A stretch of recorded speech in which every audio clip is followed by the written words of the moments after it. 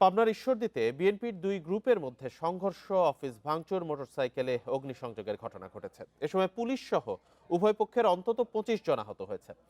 দুপুরে ঈশ্বরদীর রেলগেট এবং post office মোড়ে এই সংঘর্ষ হয়। পুলিশ জানায়, আধিপত্য বিস্তারকে কেন্দ্র করে পাবনা জেলা বিএনপির আহ্বায়ক হাবিবুর রহমান হাবিব এবং উপজেলা স্বেচ্ছাসেবক দলের সাবেক সদস্য সচিব মেহেদী হাসানের কর্মীদের মধ্যে দীর্ঘদিন ধরে বিরোধ চলে আসছে।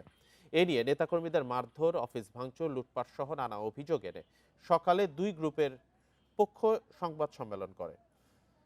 পরে দুই গ্রুপের লোকজন শহরের বিক্ষোভ মিছিল বের করলে এক পর্যায়ে সংঘর্ষ বাধে।